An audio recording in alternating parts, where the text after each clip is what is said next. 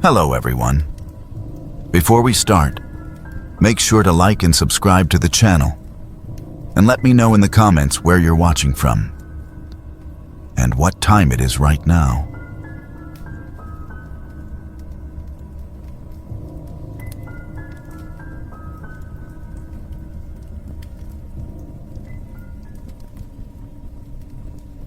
I remember that trip through Nevada like it was yesterday.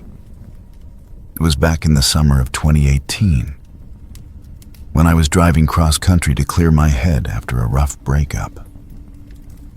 I'd been on the road for hours, weaving through the endless desert highways under a scorching sun that baked everything into a hazy mirage. By evening, I was exhausted, my eyes gritty from staring at the asphalt. So I pulled off at the first motel I saw, some faded, no-name joint called the Desert Rose Inn, tucked away in a dusty town that barely qualified as a blip on the map. The sign flickered with half-burnt-out neon, promising clean rooms and cable TV, which was about all I needed at that point. I parked my beat-up sedan in the gravel lot, grabbed my duffel bag, and headed to the front desk. The clerk was an older guy, probably in his 60s, with a stained polo shirt and a bored expression that said he'd seen 1,000 travelers like me come and go. He barely looked up from his phone as he handed over the key card in one of those cheap paper sleeves, scrawling "Room 12 inches" on it with a ballpoint pen. "Checkouts at 11, he muttered. I nodded, too tired to chat, and trudged down the dimly lit walkway to my room. It was nothing special. Faded floral wallpaper, a lumpy queen bed, a mini fridge that hummed like a chainsaw, and that unmistakable motel smell of stale cigarettes and cheap air freshener. I showered off the road grime, scarfed down a vending machine sandwich, and crashed hard around 10 p.m. The highway traffic lulling me to sleep. It must have been around midnight when I jolted awake. At first, I thought it was just the wind rattling the door. But then I heard it clearly, the jiggle of the handle, followed by the metallic scrape of a key card sliding into the slot. My heart started pounding. I was alone, in the middle of nowhere, and no one knew exactly where I was. Before I could even sit up fully, the door swung open with a creak, letting in a sliver of yellow light from the parking lot. In walked this guy, mid-40s maybe, dressed in jeans and a hoodie, carrying a backpack slung over one shoulder. He flipped on the light switch like he belonged there, and for a split second, we just stared at each other. Me propped up in bed, blinking against the sudden brightness, him frozen in the doorway with a confused look creeping across his face. "What the hell?" I yelled, my voice sharper than I intended, adrenaline surging through me. He stammered something like, "Oh, shit, sorry, wrong room," and started backing out slowly, his hands up in that universal no harm gesture. But as he turned, I caught a glimpse of the keycard sleeve peeking out of his pocket. It was identical to mine, and even from across the room, I could see the clerk's handwriting. Room 12. My stomach dropped. This wasn't some drunk stumbling into the wrong door. He had a key that worked, and the right number. Had the motel double booked? Or worse, had this guy sweet-talked the clerk into giving him access? My mind raced to all the horror stories I'd heard about shady motels and travelers who vanished without a trace. I didn't wait for explanations. As soon as the door clicked shut behind him, I bolted it and shoved the rickety desk chair under the handle for good measure. My hands were shaking as I threw my clothes back into the duffel, scanning the room for anything I'd missed. I peeked through the curtains. His car was parked a few spots down, an old pickup truck, but he was nowhere in sight. No way was I sticking around to find out if he'd come back with friends or if the clerk was in on something sketchy. I grabbed my keys, slipped out to my car as quietly as I could, and peeled out of there, tires crunching on the gravel. The highway was empty at that hour, just me and the stars, and I drove for another hour until I found a chain hotel in the next town over. One with better lighting, a 24-hour desk, and rooms that required a key card plus a deadbolt. The next morning, fueled by a crappy coffee and lingering paranoia, I called the Desert Rose Inn from the safety of my new room. The same clerk answered, sounding half asleep. I explained what happened, demanding to know why some random guy had a key to my room. He grumbled about it being a mix-up.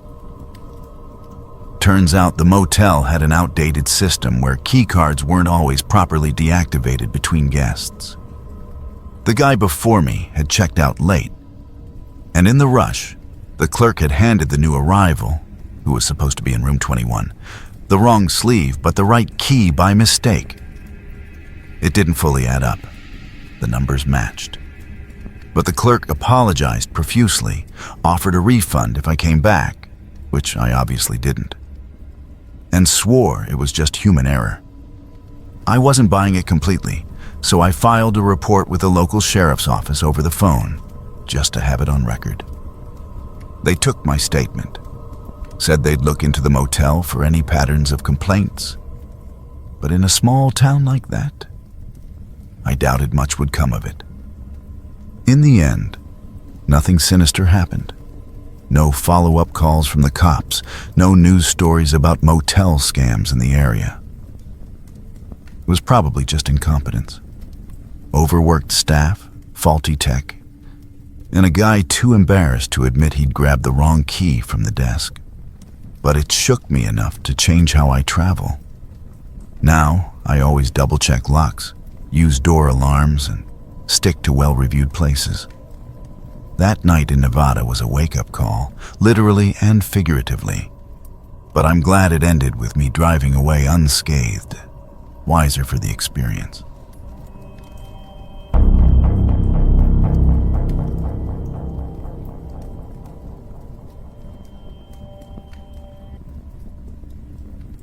It was one of those endless summer road trips across the Southwest, the kind where the highway stretches out like a ribbon under a vast, empty sky. I'd been driving from Albuquerque to Austin, pushing my old pickup truck through the heat and dust of New Mexico and into Texas. By the time I hit the rural stretch outside some forgotten town, maybe it was near Abilene, though the details blur now, I was bone tired. The sun had dipped low, painting the horizon in oranges and purples, and I pulled into the first roadside motel I saw. A faded sign reading Starlight Inn, with a handful of cars scattered in the gravel lot, and rooms that looked like they'd been frozen in time since the 70s. I checked in around 9 p.m. The clerk was an older guy, probably in his 60s, with a mustache that curled at the ends and a voice rough from too many cigarettes. He handed me a key to room 12 on the ground floor, mumbled something about the ice machine being broken, and that was it. I grabbed my duffel bag, unpacked just enough to brush my teeth, and crashed onto the lumpy bed. The room smelled faintly of stale smoke and cleaning chemicals, but after 12 hours behind the wheel, it felt like a palace. I set my alarm for 7 a.m., figuring I'd grab a coffee and hit the road early. Sleep came fast, but it didn't last. Around 2 a.m., I jolted awake to a sound that cut through the quiet night like a whisper in a library. The crunch of gravel underfoot. It wasn't loud, but in the dead silence of rural Texas, where the only other noise was the occasional hum of a semi-truck on the distant highway, it stood out. My heart picked up a bit. Road motels always have that edge of vulnerability. But I told myself it was probably just another guest stumbling back from a late-night drive or grabbing something from their car. Curiosity got the better of me, though. I slipped out of bed, careful not to turn on the light, and padded over to the window. The curtains were thin and yellowed, so I parted them just enough to peek out without being seen. The parking lot was dimly lit by a couple of flickering sodium lamps, casting long shadows across the gravel. There, standing between two parked cars, a rusty sedan and a minivan with out-of-state plates, was a man. He looked to be in his 40s maybe, with a stocky build, wearing a dark jacket and jeans that blended into the night. He wasn't doing anything obvious. No cigarette glowing in his hand, no phone pressed to his ear, no fumbling with keys. He was just standing there, head tilted up, staring at the row of rooms. His eyes seemed to scan slowly from one door to the next, like he was searching for something or someone. I watched for a minute, my breath fogging the glass slightly. He didn't move. No pacing, no shifting weight. Just that unnerving stillness. A chill ran down my spine. Out here in the middle of nowhere, with no cell service to speak of, I checked earlier. It felt wrong. I let the curtain fall back and retreated to the bed, trying to shake it off. Maybe he was drunk, or lost, or waiting for a ride, but sleep wouldn't come easy after that. I tossed and turned for what felt like forever, checking my watch every few minutes. About 20 minutes later, I couldn't resist another look. This time, when I peeked out, he was closer, maybe 10 feet from my door now, still in that same rigid pose, gaze fixed upward. The light from the lamp caught his face better, unshaven, with deep lines around his eyes, like someone who'd had a rough life. He wasn't looking directly at my window, but it felt like he could sense me there. My pulse raced. Was he casing the place? Some drifter up to no good? I grabbed the phone on the nightstand, the old rotary kind that motels still have, and dialed the front desk. It rang 3 times before the clerk picked up, sounding groggy. "Yeah," he grumbled. "There's a guy out in the parking lot," I whispered, keeping my voice low. "He's been standing there for a while, just staring at the rooms. It's creeping me out." A pause on the other end, then a sigh. "All right, hold on. I'll send security out." Security? In a place like this, I figured security meant the clerk himself, or maybe a night watchman who doubled as the maintenance guy. I thanked him and hung up, then waited by the window, curtain cracked just a sliver. Sure enough, a couple of minutes later, a door opened down the way, and a burly man in a flannel shirt, probably the security guy, stepped out with a flashlight. He shone the beam across the lot, calling out in a gruff Texas drawl, "Hey, buddy, you got business here?" The man in the lot turned slowly, like he was coming out of a trance. He didn't run or argue. He just raised his hands a bit and said something I couldn't hear. The security guy approached. They talked for a minute or two, voices low but not heated. And then the stranger nodded, turned and walked off toward the edge of the property, disappearing into the shadows beyond the lot. The security guy scanned the area once more, then headed back inside. I didn't sleep much after that. Every creak of the building, every gust of wind rattling the window had me on edge. But nothing else happened. As the sky started to lighten around 5 a.m., I checked one last time. The lot was empty, just the cars and the gravel, with the first hints of dawn turning everything gray. When I checked out that morning, I asked the clerk about it. He was the same guy from the night before, nursing a coffee behind the counter. "Oh, that fella?" he said, chuckling a little. turns out he was a guest here. Room 8 up the way. Said he couldn't sleep. Had some bad insomnia from the war or something. Was just out walking to clear his head, but yeah, he was staring off into space. Security told him to head back in. Sorry if it spooked you. I nodded, feeling a mix of relief and embarrassment. A veteran with PTSD maybe, or just someone dealing with their demons in the quiet hours. Nothing sinister, just one of those odd human moments that happen in places like this. I thanked the clerk, tossed my bag in the truck, and drove off into the morning sun. The motel shrinking in my rearview mirror. Looking back, it was unsettling in the moment. But life's full of those brushes with the unknown that turn out to be ordinary. I made it to Austin by afternoon, and the whole thing became just another story from the road.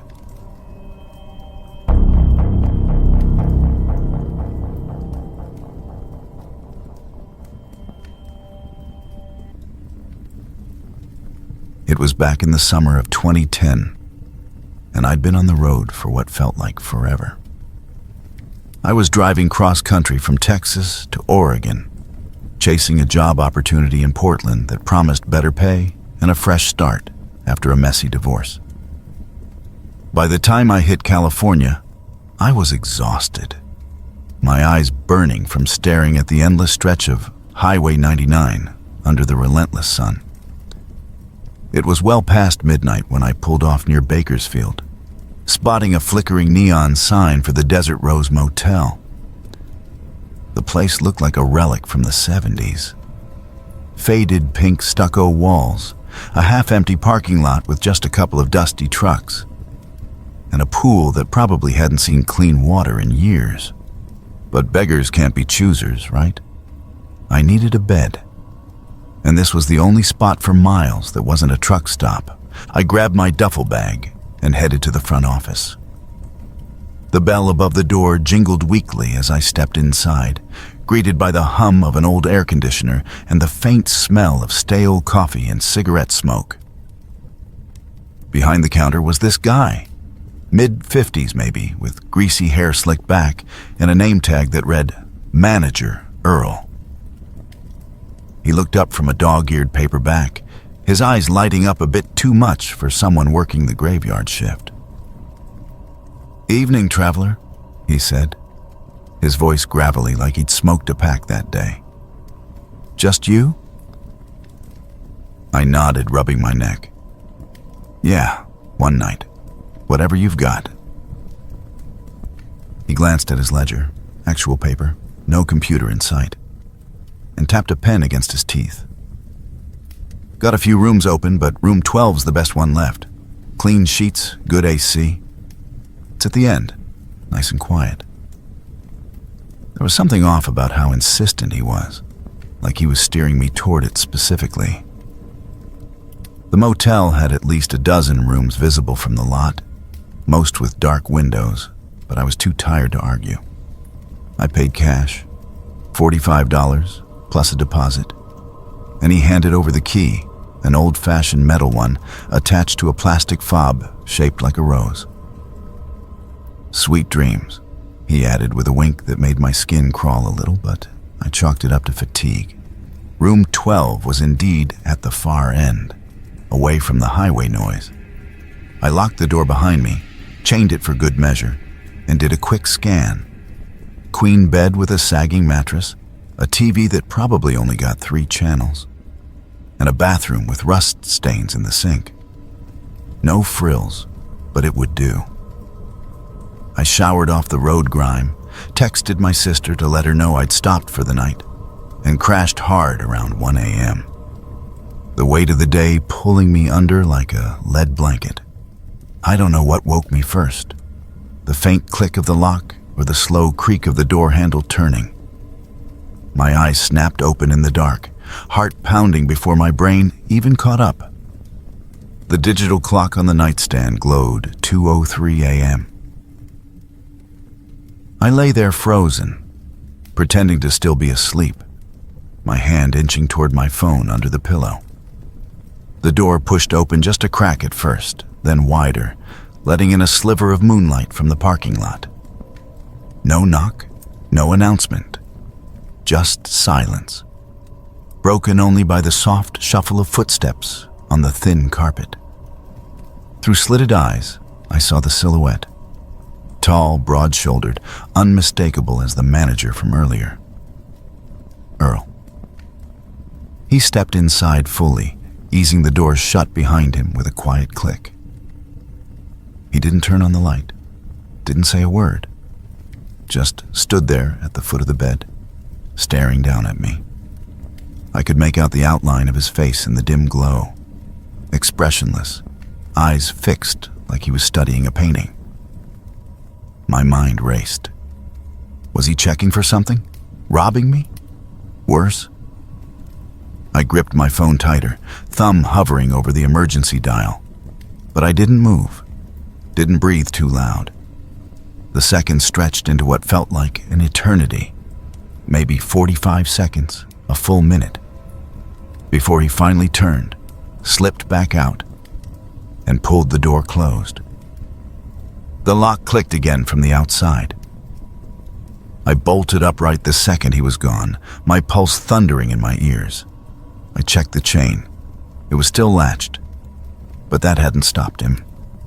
Master key, obviously. I paced the room for a bit, debating whether to call the cops right then. But what would I say? A guy came in and looked at me. It sounded ridiculous, even to me. Instead, I wedged the desk chair under the doorknob, turned on every light, and sat up the rest of the night scrolling through my phone, too wired to sleep. Morning came slow, the sun baking through the thin curtains. I packed up fast, heart still racing a bit, and marched to the office to check out. Earl was there again, sipping coffee like nothing happened. "Morning," he said casually. "Sleep well?" I stared him down. "Actually, no. Someone came into my room last night. Around 2 a.m., used a key. Was you, wasn't it?" His face didn't change much, just a slight raise of the eyebrows, like I'd told a mildly interesting joke. "Me? Nah, must have been dreaming, buddy. Doors are secure here. Maybe the wind or something." He shrugged, processing my deposit refund without another word. I didn't push it further, didn't want to escalate in a place like that. I got in my car, drove a few miles down the road to a diner for breakfast, and that's when I decided to look up the motel online. Pulled up reviews on my phone while nursing a cup of coffee. There it was. Buried in the 1-star ratings, multiple stories just like mine. Woke up to the manager standing in my room. One from 2009 said, "Creepy owner enters rooms at night. Avoid." Another from earlier that year. A few mentioned calling the local police, but nothing seemed to come of it. Small town maybe, or not enough evidence. I finished my drive to Oregon without stopping at another motel. Opted for rest areas and cat naps instead. Once I settled in Portland, I reported it anonymously to the Bakersfield PD and even left my own review, warning others. From what I heard later through a follow-up search, the place got shut down a couple of years after that for health code violations and a few assault complaints that finally stuck. Earl? No idea what happened to him, but I like to think he got what was coming. Looking back, it was probably just some power-tripping weirdo getting his kicks from invading privacy, not the start of something worse. Still, it taught me to always double-check locks and trust my gut on the road. Never stayed in a place like that again.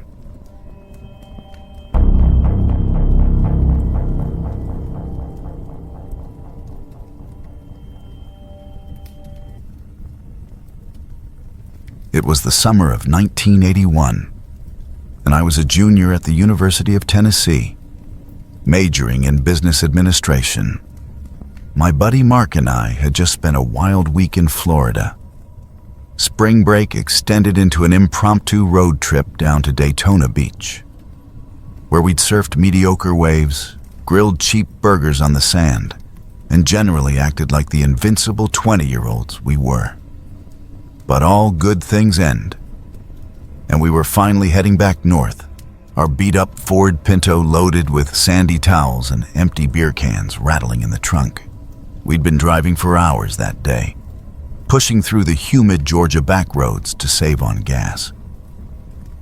By the time we crossed into rural Georgia, somewhere south of Macon, the sun had long set, and we were both wiped out. We spotted a flickering neon sign for a no-name motel off the highway, the kind of place with peeling paint on the walls and a vending machine that probably hadn't been restocked since the Carter administration. It was cheap, maybe $20 a night. So we pulled in around 11 p.m., checked into a room with 2 sagging twin beds, and crashed for a bit. But neither of us could sleep right away. The air conditioner hummed like a dying bee, and the room smelled faintly of stale cigarettes. Around midnight, we decided to step outside for a smoke to unwind. The parking lot was dimly lit by a couple of yellow bulbs buzzing with moths, casting long shadows over the cracked asphalt. There were only a handful of cars parked, mostly older models like ours, probably belonging to truckers or other budget travelers. That's when we saw her.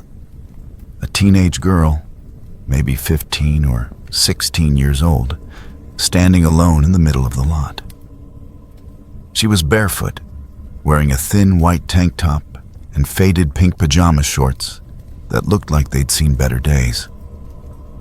Her hair was messy, tangled like she'd been running, and even from a distance, I could tell she was terrified. Wide eyes darting around, arms wrapped tightly around herself as if she were freezing despite the muggy night air. Mark and I exchanged a quick glance. "Hey, you okay?" I called out, trying to sound casual but concerned. We started walking toward her slowly, not wanting to spook her further. But as soon as we got within about 20 feet, she whipped around and bolted straight for the dumpster at the edge of the lot, near the chain-link fence that separated the motel from an overgrown field. She'd moved fast, like a deer startled by headlights, her bare feet slapping against the pavement. We jogged after her, calling out things like, "Wait, we just want to help." But by the time we rounded the dumpster, she was nowhere in sight. The area behind it was cluttered with trash bags and weeds, but there was no sign of her. No footsteps in the dirt, no rustling in the bushes. We poked around for a minute, shining the weak beam from Mark's keychain flashlight, but it was like she'd vanished into thin air. Confused and a little uneasy, we headed back to the front desk to report it. The night clerk, an older guy with a mustache and a bored expression, just shrugged when we described her. "Ain't nobody like that checked in here," he said, flipping through his logbook. "We got a family in room 12, but they're all accounted for. Mom, Dad, 2 little kids, no teenagers.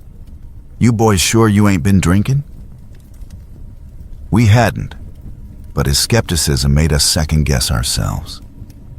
Maybe it was the fatigue from the drive or the shadows playing tricks.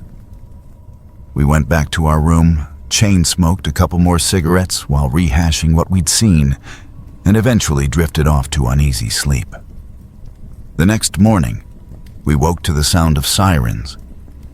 Peeking out the window, we saw 2 police cars pulled up near the dumpster, lights flashing but no blaring noise. A couple of officers were cordoning off the area with yellow tape, and another was talking to the motel manager, the daytime guy, not the night clerk. Curious, Mark and I threw on our clothes and wandered over. "What's going on?" I asked one of the cops, a stocky sergeant with a southern drawl thicker than molasses. He eyed us suspiciously at first, but when we mentioned seeing the girl the night before, his demeanor shifted. "You boys saw her. Describe her again." We did, down to the pajamas and bare feet. He nodded grimly and led us over to where they'd found something. A torn scrap of fabric, pink like her shorts, snagged on the jagged edge of the dumpster. There were dark stains on it that looked suspiciously like blood, dried and smeared, but fresh enough to suggest it hadn't been there long. Turns out, the girl wasn't a ghost or some urban legend figment. The police pieced it together pretty quickly after we gave our statements. She was a local runaway named Emily Hargrove, 16 years old, from a trailer park about 5 miles down the road. Her family life was rough. Abusive stepfather, mom who turned a blind eye. She'd fled home earlier that evening after a bad fight, hitchhiked part way, and ended up wandering into the motel lot in a panic, disoriented and scared. When we approached, she must have thought we were trouble, maybe mistaking us for someone chasing her. And she hid in the overgrown field behind the fence, scraping herself on the dumpster's edge in her haste. The blood was from a cut on her leg, nothing life-threatening. They found her later that morning, holed up in an abandoned barn nearby, thanks to a tip from a farmer who'd seen a girl matching her description cutting through his property at dawn. She was dehydrated and frightened, but otherwise okay. Child services got involved, removed her from the home, and placed her with relatives in Atlanta. The stepfather faced charges for domestic abuse, and the whole thing wrapped up as one of those sad, but all too real stories of small-town dysfunction. Mark and I drove off that afternoon, feeling a mix of relief and lingering unease. We'd stumbled into something real, not some campfire tale. It stuck with me over the years, a reminder that sometimes the scariest things aren't monsters in the dark, but the everyday horrors people endure.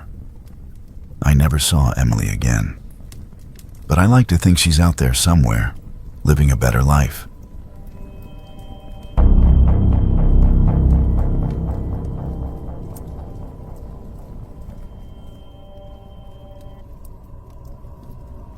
My wife Sarah and I had always dreamed of a classic American road trip, the kind where you chase the horizon across vast, empty landscapes. In the summer of 2017, we finally made it happen. A 2-week drive from California to Texas and back, soaking in the Southwest's rugged beauty. We were in our mid-30s then, both teachers with the summer off, and we'd packed our old SUV with snacks, maps, and a sense of adventure. By day 5, we'd crossed into New Mexico, winding through the high desert with its endless stretches of red rock and scrubby piñon pines. The sunsets were breathtaking, painting the sky in fiery oranges and purples, but the nights could feel isolating, especially in those remote spots where cell service dropped off. And the stars seemed unnaturally bright. We decided to stop for the night just outside Gallup, a small town along historic Route 66, known for its Native American jewelry shops and truck stops. It was getting late, around 9 p.m., and we were exhausted from hours on the road. We pulled into a faded motel called the Desert Inn. Nothing fancy, just a single-story U-shaped building with peeling turquoise paint and a flickering neon sign promising clean rooms and cable TV. The parking lot was half empty, dotted with a few semis and dusty pickups. The clerk, an older man with a thick Navajo accent, handed us the key to room 12 on the ground floor. It faced the lot, with a large window right beside the door. curtained by thin, yellowed fabric that did little to block the faint glow from the sodium lamps outside. The room was basic. A sagging queen bed, a small TV on a dresser, and a bathroom that smelled faintly of bleach. We unpacked minimally, grabbed some fast food from a nearby diner, and crashed early, hoping for a solid night's sleep before hitting the road again. Sarah fell asleep almost immediately, her breathing steady beside me. I dozed off around 11, lulled by the distant hum of highway traffic. It was around 3 a.m. when the tapping started. At first, it blended into my dreams, a soft, rhythmic patter, like rain on a window. But as I stirred awake, I realized it was too deliberate, too insistent. Tap, tap, tap. Pause. Tap, tap, tap. It was coming from the window, just a few feet from the bed. My heart rate picked up. The room was pitch black, except for the red glow of the alarm clock. Sarah woke too, whispering, "What is that?" I shushed her gently and listened. It wasn't wind or an animal. The sound was precise, like fingernails on glass. I slipped out of bed, careful not to make noise, and crept to the window. Peeling back the curtain just an inch, I peered out. The parking lot was dimly lit, shadows stretching long from the lamps. At first, I saw nothing unusual. Our SUV parked nearby, a couple of other cars. Then, movement caught my eye. Crouched low by the base of the window was a figure, humanoid but hunched unnaturally, like someone trying to stay hidden. As my eyes adjusted, I made out a face. A man, probably in his 40s, with unkempt hair and a scraggly beard, staring up at the glass with a wide, toothy grin that sent a chill down my spine. His eyes locked onto mine through the pane, and for a split second, I froze. Was he high? Homeless? Something worse? Adrenaline surged. I yelled, "Hey, get the hell away from here!" pounding my fist on the window frame. The figure jolted, that creepy smile vanishing as he scrambled backward on all fours before bolting upright and darting into the darkness beyond the lot. He disappeared toward the scrubland edging the property, swallowed by the night. Sarah was up now, clutching the sheets, her face pale. "What was it? Who was that?" she asked, voice trembling. I told her what I'd seen, and we both stared out the window for what felt like hours. But there was no sign of him returning. We considered calling the front desk or the police, but it was the middle of the night, and honestly, we weren't sure if it was worth the hassle. Maybe just a drifter looking for an easy mark. We double-checked the locks, pushed the dresser against the door for good measure, and tried to get back to sleep, though neither of us really did. The rest of the night passed in fitful dozing, every creak or distant sound making us jump. Come morning, we were out of there at first light. The clerk seemed unsurprised when I mentioned the incident casually while checking out. He muttered something about occasional transients in the area and suggested we report it if we wanted. We didn't bother. We just wanted to put miles between us and that place. The rest of the trip was uneventful, filled with hikes in national parks and roadside attractions. But that night lingered in the back of our minds, a sour note in an otherwise great vacation. It wasn't until a few weeks later, back home in California, that we got some closure. Sarah was scrolling through news feeds one evening when she spotted a local New Mexico story. Attempted break-in at Gallup Motel leads to arrest. It was the Desert Inn. Another guest, a solo female traveler, had reported someone trying to pry open her ground floor window around 2 a.m. one night. She'd screamed, scaring him off, and called the police immediately. Security footage from the lot showed a man matching the description I'd seen. Disheveled, mid-40s, with that same eerie grin caught on camera as he lurked around the rooms. Turns out, he was a local vagrant named Robert Klein, with a history of petty theft and substance abuse issues. He'd been camping in the nearby desert, preying on motels for easy targets, tapping windows to check if rooms were occupied, then attempting to jimmy them open if he thought they were empty. The police tracked him down based on the footage and tips from motel staff. He was arrested without incident, charged with attempted burglary and trespassing. From what we read in follow-up articles, he pleaded guilty, got a short jail sentence, and was mandated to enter a rehab program. The motel owners installed better lighting and security cameras as a result, and there haven't been similar reports since. Sarah and I exchanged relieved looks when we pieced it together. It was almost certainly the same guy who'd targeted us. We felt lucky it hadn't escalated, and it served as a reminder to trust our instincts on the road. These days, we stick to well-lit chain hotels with upper-floor rooms. But that night in Gallup remains a story we tell friends over dinner. A cautionary tale with a thankfully mundane ending.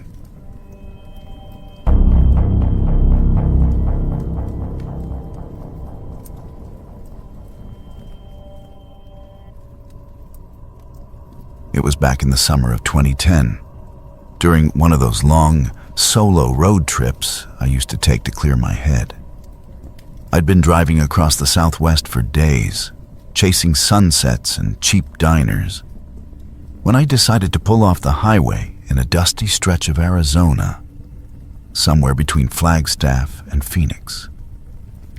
The motel I chose was one of those faded relics from the 70s. Neon sign flickering with half the letters burned out. Calling itself the Desert Rose Inn, or something equally forgettable. It was cheap, ground-level rooms lined up like dominoes along a cracked parking lot, surrounded by nothing but scrub brush and the occasional rumble of semis on the interstate. I checked in around dusk, handed my cash to a bored clerk who barely looked up from his magazine. My room was at the end of the row, number 12, with a single window facing the parking lot and a flimsy door that didn't quite latch right. The place smelled like stale cigarettes and old carpet. But after 8 hours behind the wheel, I wasn't picky. I tossed my duffel bag on the sagging bed, grabbed a quick shower in the tiny bathroom with its flickering fluorescent light, and settled in for the night. The curtains were these thin beige panels that let in every bit of light from the sodium lamps outside, more like a suggestion of privacy than actual coverage. I remember thinking I should double them up, but exhaustion won out, and I crashed hard around 10 p.m. Sometime in the dead of night, I jolted awake. The digital clock on the nightstand glowed 3:07 a.m., that witching hour when everything feels off-kilter. At first, I couldn't place what had disturbed me. No noise, no dream I could recall. Just a prickling unease crawling up my spine. I lay there for a moment, staring at the ceiling, listening to the hum of the air conditioner. Then my eyes drifted to the window, and that's when I saw it. The unmistakable silhouette of a head pressed against the glass, backlit by the parking lot lights. It wasn't moving, just watching. The shape was human, broad-shouldered, with what looked like a hat or maybe unkempt hair casting jagged shadows. My heart slammed into overdrive, a cold sweat breaking out instantly. Was it a trick of the light? No. The outline was too distinct, too deliberate. I froze, every muscle locked in place, my mind racing through possibilities. Burglar, drunk wanderer, some creep from the motel. The room was pitch black inside, so I figured they couldn't see me clearly, but I wasn't about to test that. Slowly, without making a sound, I reached over and yanked the curtain fully shut, the fabric whispering against the rod. The shadow vanished, but the damage was done. Adrenaline flooded my system, and sleep was a distant memory. I sat up in bed, clutching the thin blanket like a shield, straining to hear anything outside. Footsteps? Breathing? Nothing at first. Just the distant howl of a coyote somewhere in the desert. Then, maybe 5 minutes later, came the knock. A single, sharp rap on the door, firm but not aggressive. No voice followed. No hello or room service. Just that one knock, hanging in the air like a question mark. My pulse thundered in my ears. I didn't move, didn't breathe, didn't dare respond. Who knocks at 3 a.m. without saying a word? I pictured the figure from the window, standing there, hand raised, waiting. Seconds stretched into minutes, and finally, I heard it. The crunch of gravel under shoes, retreating slowly toward the parking lot. I waited another eternity, maybe half an hour, before creeping to the door and peering through the peephole. The lot was empty, bathed in that eerie orange glow. My rental car, the only vehicle in sight besides a couple of others farther down. I didn't sleep a wink after that. I barricaded the door with the room's rickety chair, kept the lights off, and sat vigil with my phone in hand, ready to call 911 if anything else happened. Dawn came painfully slow, the sky lightening to a pale blue as the sun crept over the horizon. When it was bright enough, I ventured outside, heart still pounding. Right under the window, in the soft dirt patch between the building and the parking lot, were fresh shoe prints. Size 11 or 12 men's boots, by the look of them, pressed deep like someone had stood there for a while. No other signs. No cigarette butts, no discarded items. Just those prints staring back at me, like evidence of a bad dream. I packed up fast, reported it to the front desk on my way out. The clerk, a different guy from the night before, shrugged it off, mumbling something about transients passing through or maybe a guest mistaking rooms in the dark. He said he'd check the security cameras, but I could tell from his tone it was lip service. Places like that didn't invest in fancy surveillance. The local sheriff's office was a quick stop on my way out of town. I filed a report, described what I could, but without a face or any harm done. It was more for my peace of mind than anything actionable. They noted the prints, suggested it might have been a harmless peeper or someone casing the place, and advised me to stick to chain hotels next time. I drove away with the windows down, the desert wind whipping through the car, trying to shake off the chill. Looking back, it was probably just some opportunistic weirdo, drawn by the isolation of the motel and the thin curtains. Nothing escalated, no follow-up incidents, and I made it home without further drama. But it changed how I travel. Thicker curtains, upper floors, and a healthy dose of caution. That night in Arizona was a reminder that the road can be unpredictable, but most shadows fade with the morning light.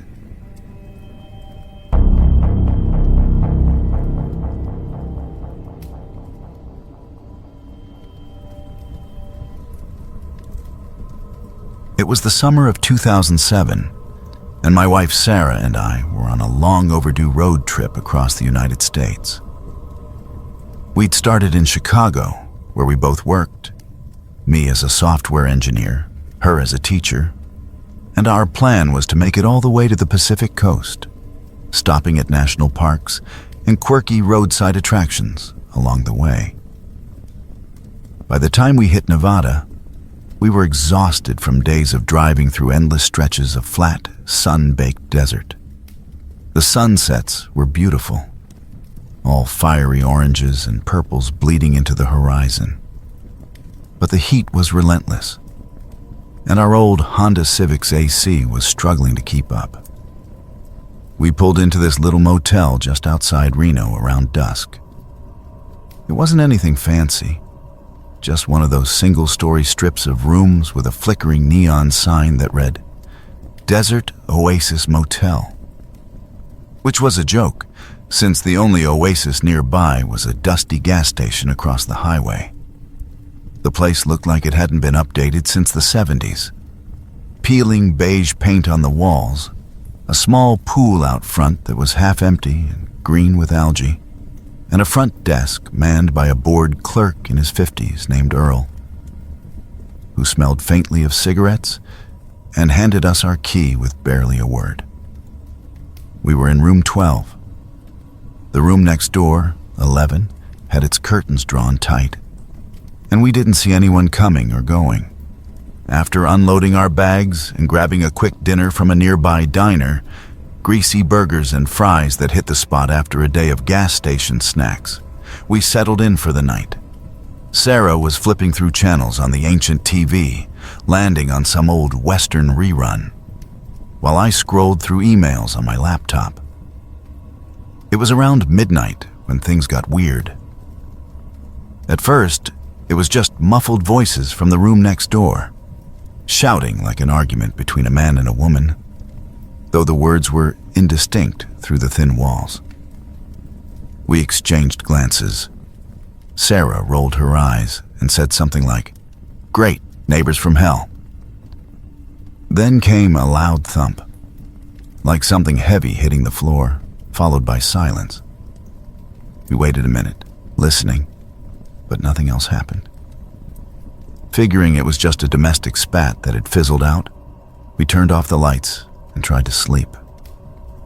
About an hour later, Sarah got up to use the bathroom. Our room's layout mirrored the one next door, with the bathrooms backing up against each other along the shared wall. She flicked on the light and immediately called out to me in a hushed, urgent voice, "Honey, come look at this." I grumbled and got out of bed, padding over in my socks. There, seeping under the door of room 11's bathroom and into the hallway carpet just outside our own door, was a dark red liquid. It wasn't a huge pool, but it was spreading slowly, soaking into the faded blue carpet fibers and leaving a sticky-looking trail. In the dim hallway light, it looked exactly like blood.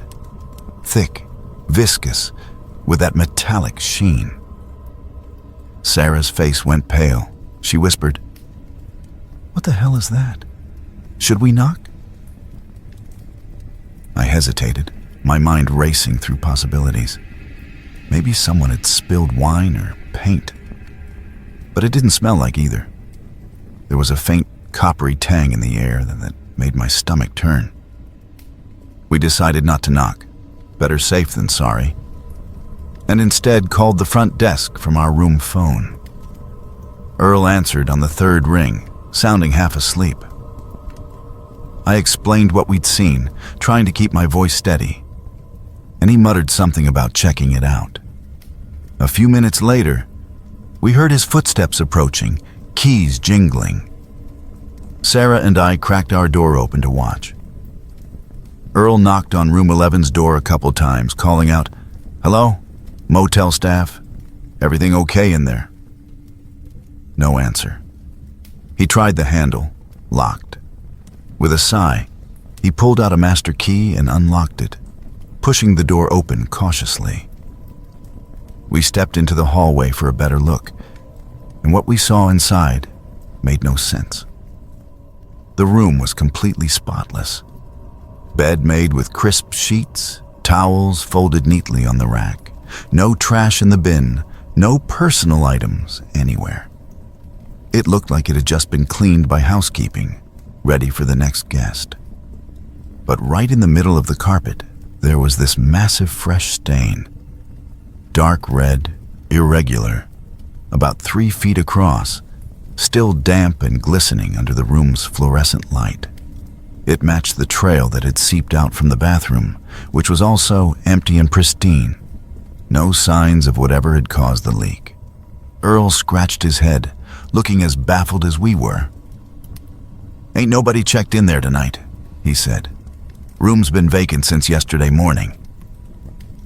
He checked the registry on his phone to confirm. No reservations, no walk-ins. Sarah pointed out the stain, and Earl just shrugged, saying he'd call the cops since it looked suspicious. We waited in our room, peeking out occasionally, until 2 Reno PD officers showed up about 20 minutes later in a patrol car, lights flashing but no siren. The cops, a young guy named Officer Ramirez and an older woman, Sergeant Hale, took our statements first.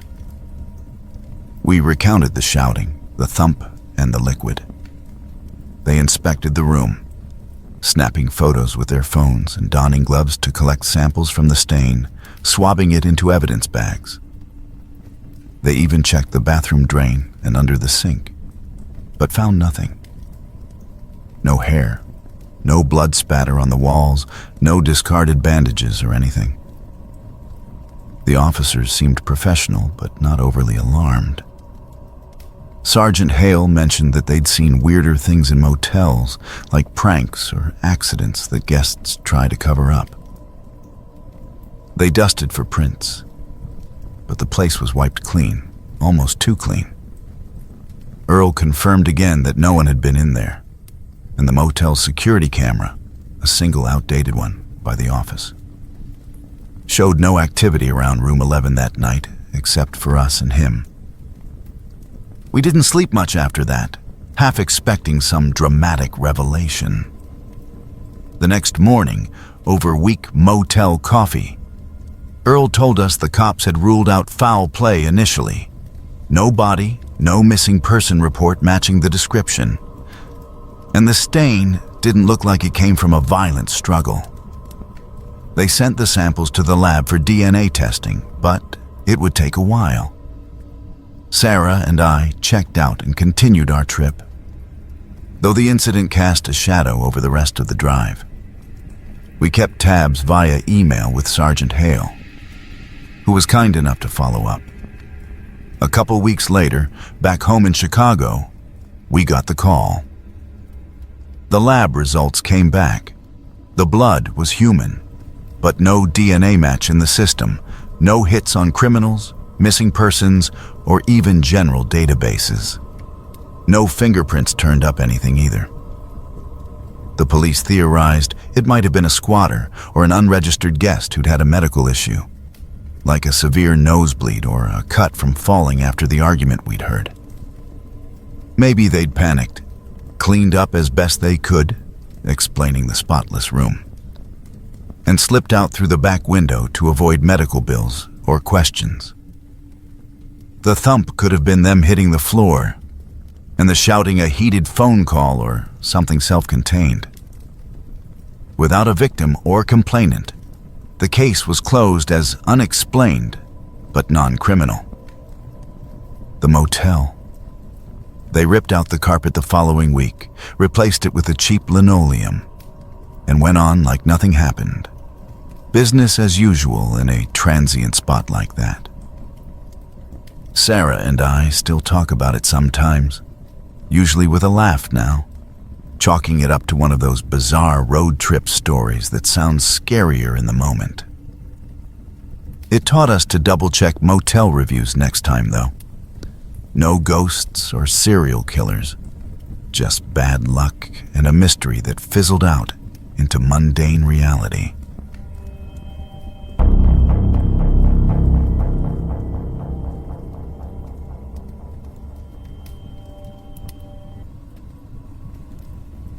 It was the summer of 1999, and I was in the middle of a solo road trip across the Southwest, trying to clear my head after a messy breakup back in Colorado. I'd been driving for days, hopping from one dusty highway to the next. And by the time I pulled into that run-down motel just outside of Phoenix, Arizona, I was beat. The place was called the Desert Rose Inn, or something equally forgettable. Neon sign flickering, paint peeling off the stucco walls, and a parking lot full of beat-up trucks and RVs. It wasn't my first choice, but at $35 a night, it beat sleeping in my old Ford Taurus again. I checked into room 23 around 9 p.m., grabbed a burger from a nearby diner, and crashed hard on the lumpy mattress, the hum of the ancient air conditioner lulling me to sleep. I don't know what time it was exactly when I woke up. My watch said around 2 a.m.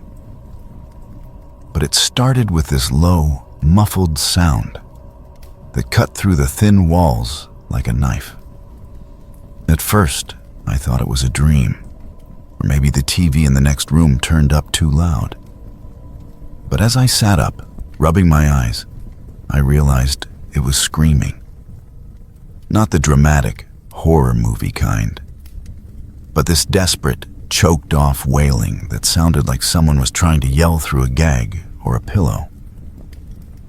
It was coming from down the hall, maybe 3 or 4 doors away. Room 27, I figured later, based on the numbering. The screams didn't stop. They got more frantic, interspersed with these heavy thuds, like bodies hitting walls or floors, and then a dragging noise, slow and deliberate, as if furniture was being shoved across the carpet. My heart was pounding by then. I'd traveled alone plenty, but this felt wrong, like real trouble. I threw on some clothes and cracked my door open, peeking into the dimly lit hallway. A couple of other guests were already out there. An older guy in a trucker hat from room 25, looking bleary-eyed and annoyed, and a middle-aged woman with curlers in her hair from across the way, clutching her robe like it was armor. "You hear that too?" the trucker muttered, and we all nodded, exchanging uneasy glances. None of us wanted to play hero, but the noise was escalating. More thuds, a crash like something breaking, and we couldn't just ignore it. The woman suggested calling the front desk, but the motel didn't have in-room phones, so we shuffled down to the office together, banging on the bell until the night manager stumbled out from the back room. He was a grizzled guy in his 50s, smelling like cigarettes and cheap coffee, and he grumbled about damn kids or drunks as he grabbed his master key. The 4 of us trailed him back to room 27, the screams having tapered off into whimpers by then, which somehow made it worse. The manager knocked hard, yelling, "Open up! Management!" No answer. He knocked again, then slid the key in and pushed the door open. We all braced ourselves for, I don't know, a fight, blood, something chaotic. But the room was empty, completely vacant. The bed was made up tight, no wrinkles on the sheets, no bags or clothes scattered around. The bathroom door was ajar, light off, towels untouched. It looked like no one had ever checked in. Except for one thing. The carpet. It was damp in patches, squishing under our shoes, and the air hit us with this sharp, chemical reek of bleach, like someone had doused the place in a frenzy just minutes before. The manager flicked on the lights, muttering curses, and we poked around cautiously. The trucker even checked under the bed, but there was nothing. No signs of a struggle, no broken glass, just that lingering smell in the wet spots. We demanded he call the cops, and after some hemming and hawing about it being probably nothing, he did. 2 officers showed up about 20 minutes later, flashlights in hand, and did a quick sweep. They asked us what we'd heard, took notes, and sniffed around the room themselves. One of them radioed in something about checking for recent check-ins or disturbances, but they didn't share much with us. Could have been a domestic that cleared out quick, the younger cop said vaguely, shrugging it off. Or maybe someone had a bad trip and bolted. They told the manager to lock it up and left without much fanfare, advising us to go back to our rooms. The trucker and the woman grumbled about it, but we all dispersed, too rattled to argue. I barely slept the rest of the night, jumping at every creak. The next morning I packed up and hit the road early, putting Arizona in my rear view as fast as I could. The whole thing nagged at me for months. Those screams replaying in my head, the bleach smell clinging to my memory. I even called the motel a couple of times from payphones along my route. But the manager just stonewalled me, saying the police had handled it, and there was no follow-up. A year later, in 2000, I was back in the area for work, some sales gig that had me driving through Phoenix again. On a whim, I detoured to the Desert Rose Inn, half expecting it to be boarded up or something. It was still there, looking even more weathered. But as I walked the hallway, I noticed something off. The room numbers jumped from 26 to 28. No 27. They'd renumbered the whole strip, probably knocking down a wall or reconfiguring to squeeze in an extra unit. I asked the new front desk clerk about it, a young kid who hadn't been there before, and he just shrugged, saying ownership had remodeled after some incident. Pressed him a bit, and he admitted hearing rumors from the old staff. Turns out, the police had pieced it together later. It was a bad domestic dispute. A couple on the run, high on something, got into a violent fight. The woman had screamed for help, but by the time anyone reacted, the guy had knocked her out, cleaned up the blood with whatever he could find, hence the bleach from the motel supply closet, and dragged her out to their car. They fled before the manager opened the door. Cops caught up with them a state over, thanks to a tip from another motel. The woman was okay eventually. Pressed charges, got out of that mess. The motel owners, paranoid about lawsuits or bad reviews tanking their business, quietly renumbered the rooms to bury the stigma. No ghosts, no mystery, just human ugliness and a quick cover-up. I drove away feeling a mix of relief and sadness. Relief that it wasn't some unsolved horror, but sad that real people had suffered in that room.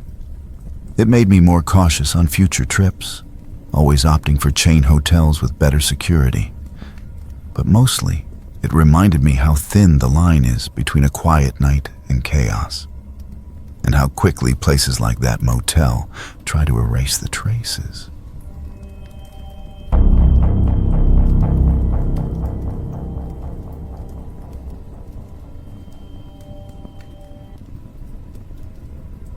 It was the summer of 1998, and my wife Sarah, our 7-year-old son Tommy, and I had decided to take a budget-friendly vacation to Orlando. We'd saved up for months to visit the theme parks. Disney World was the big draw for Tommy, who was obsessed with Mickey Mouse at the time.